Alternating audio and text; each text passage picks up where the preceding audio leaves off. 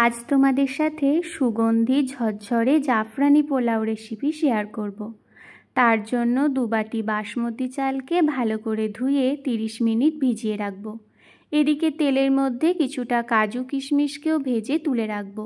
এবার ওই তেলে 1 চামচ ঘি অ্যাড করে দেব কিছু গোটা গরম মশলা। গোটা গরম মশলা থেকে সুন্দর সেন্ট বেরোলে দিয়ে দেব ভিজিয়ে রাখা চালটা।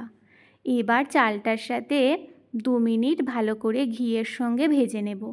এবার ঠিক যতটা চাল তার ডবল দিতে হবে জল। আমি এখানে 2 বাটি চাল দিয়েছিলাম, তাই সেই বাটিরই মাপ করে 4 বাটি গরম জল দিয়েছি।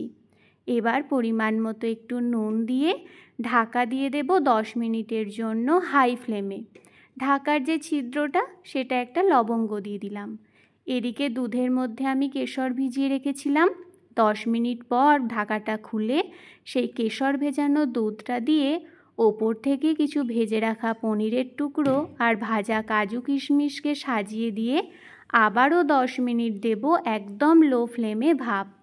প্রথম 10 মিনিট হাই ফ্লেম, তারপরের 10 মিনিট লো ফ্লেম। তাহলেই ঝরঝরে এই জাফরানি পোলাও রেডি। আমি সার্ভ করেছিলাম পনির মালাই কোপ্তার সাথে। অসাধারণ হয় খেতে। সামনেই পুজো, এই কম্বিনেশনটা একদিন রাখতেই পারেন।